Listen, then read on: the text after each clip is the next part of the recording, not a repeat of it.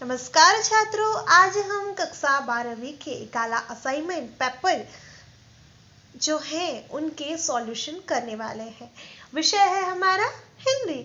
हमने 1 से लेके 3 तक सॉल्यूशन हमारे जो पहले वीडियो थे उनमें देख लिए हैं। अगर आपने ना देखा हो तो नीचे जो डिस्क्रिप्शन बॉक्स है उसमें हमने लिंक दिया हुआ है।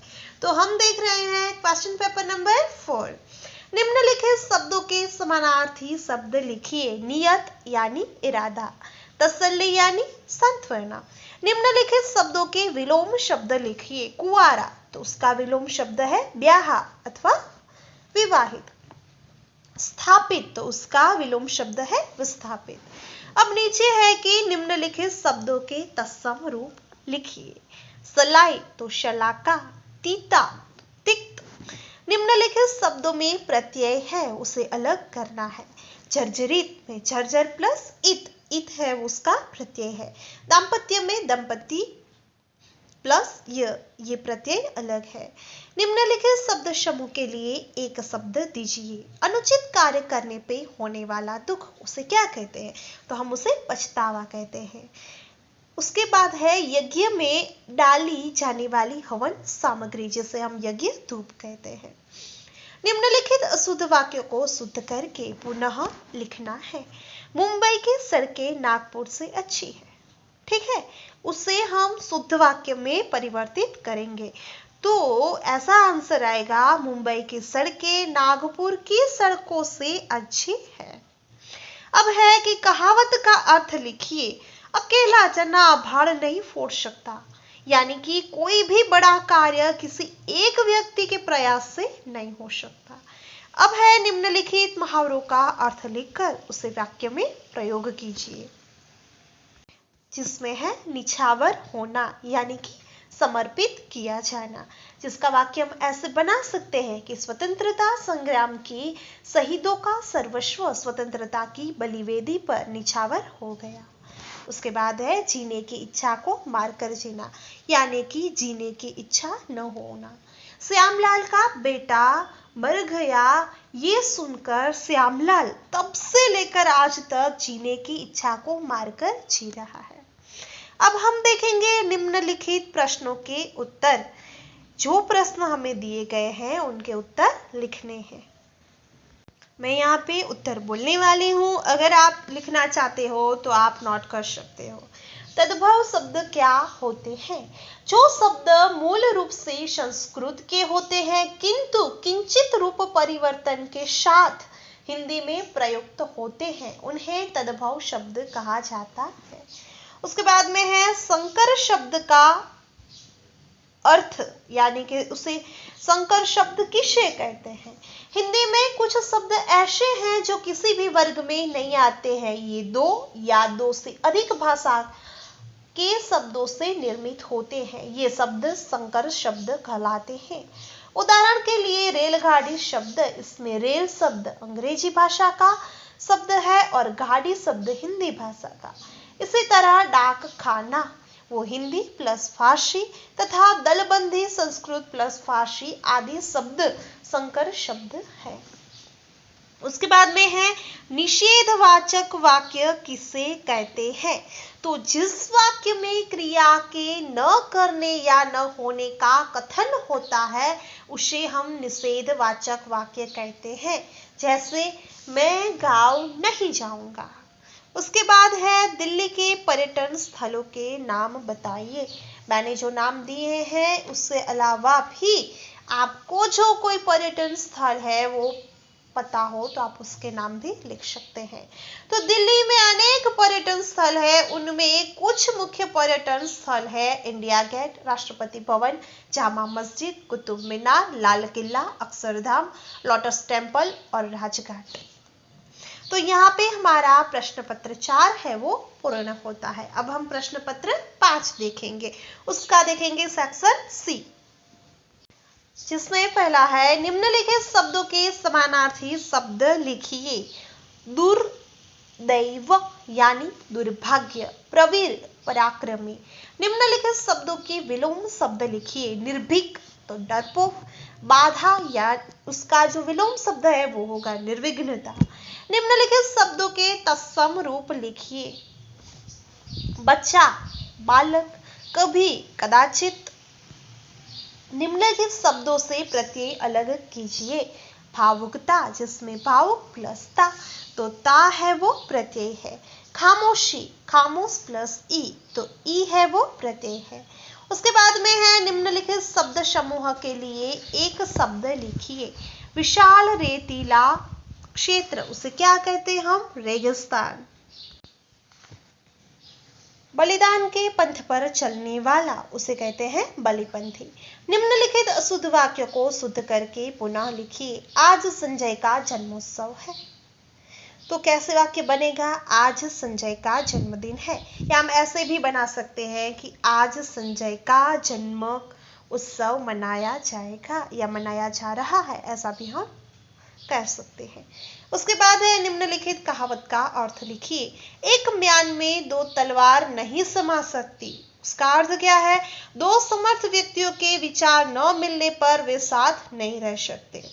उसके बाद में है निम्नलिखित मुहावरों का अर्थ लिखकर वाक्य में प्रयोग कीजिए। खटिया खड़ी होना, मतलब मुसीबत में पड़ना। वाक्य कुछ ऐसा है, अगर नदी की बाढ़ का पानी घाव में घुस आया तो घाव वालों की खटिया खड़ी हो जाएगी। बाघा बाघ होना, बाघ बाघ होना यानी कि प्रसन्न होना। हम ऐसे कहते हैं कि अगर मैंने जो सोचा है वो हो जाएगा तो सच में मेरा दिल बाग बाग हो जाएगा। उसके बाद है निम्नलिखित प्रश्नों के उत्तर लिखिए। तत्सम शब्द क्या होते हैं? हम आगे ही देखते हैं कि तत्सम रूप दीजिए, निम्नलिखित शब्दों के तत्सम रूप दीजिए। पर ये तत्सम शब्द होते क्या हैं? तो उसका आंसर हमें लिखना है। जो संस्कृत शब्द बिना परिवर्तन के मूल रूप में हिंदी में प्रयुक्त होते हैं उन्हें तत्सम शब्द कहा जाता है। इसके बाद में है संज्ञा किसे कहते हैं? संज्ञा का अर्थ है नाम। इस संसार में जितनी भी वस्तुएं, प्राणी, स्थान, भाव आदि हैं, उन्हें किसी न किसी नाम से पुकारा जाता है। नाम को ही व्याकरण में संज्ञा कहा जाता है। संज्ञाएं बहुरूपात्मक होती हैं जो वचन एवं कारक से बदल जाती है। ये प्रायः उद्देश्य एवं कर्म के रूप में वाक्य में प्रयुक्त होती है। उसके बाद में है उत्तर प्रदेश के प्रसिद्ध जो तीर्थ स्थान हैं उनके नाम बताने हैं। ठीक है, तो उत्तर प्रदेश के प्रसिद्ध तीर्थ स्थान कुछ इस तरह से हैं। एक है कृष्ण भूमि मथुरा, जामी मस्जिद का द्वार, फतेहपुर सिकरी, अकबर का मकबरा आगरा, रूमी दरवाजा। उससे ज़्यादा भी आपको लिखना हो तो आप लिख सकते हैं। अगर आपको ऐसा होता है कि आंसर नहीं आता है तो आपको जो दिमाग में आता है, आपने कोई बार सुना हो तो वो भी लिख देना है। और ये सब जीके के क्वेश्चन है, हमें ऐसे भी पता होते हैं।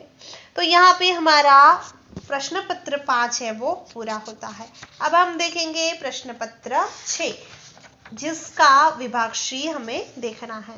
निम्नलिखित शब्दों के समानार्थी शब्द है, लिखिए। उत्पत्ति यानी कि जन्म, व्युत्पत्ति शुरुआत, ऐसे शब्द भी आप लिख सकते हैं। विद्यमान उपस्थित।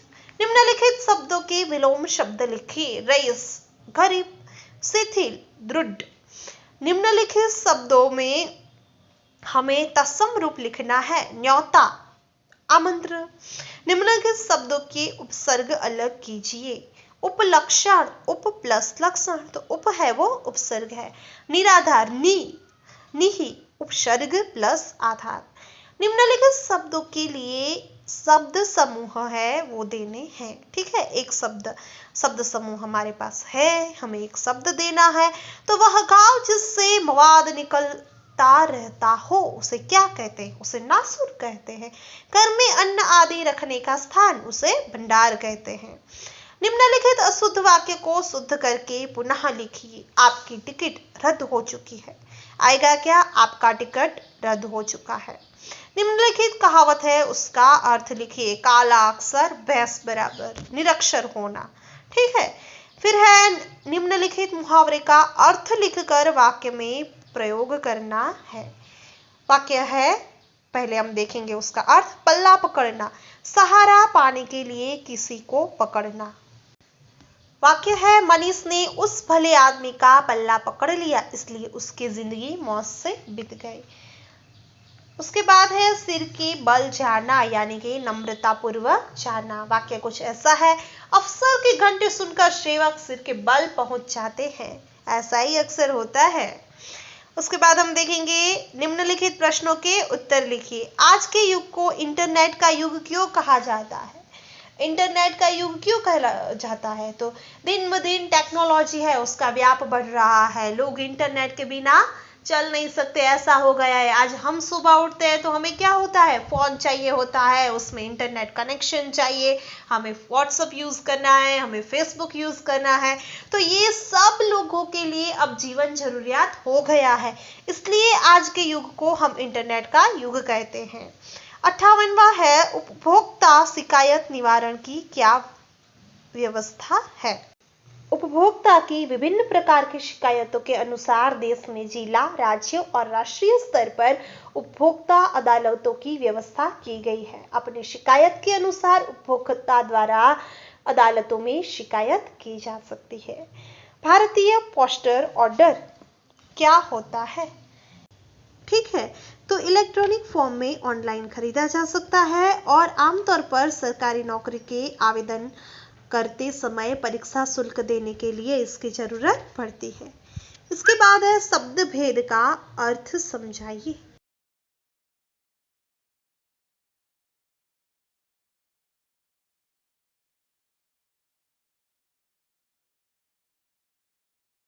शब्द भेद यानी कि शब्द का अर्थ का जो डिफरेंस है उसके बारे में कहा गया है।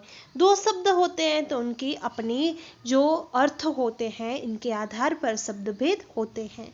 तो आशा है कि आपको ये हमारा सॉल्यूशन उपयोगी होगा। So wish you all the best. Like, share and subscribe. Bye bye.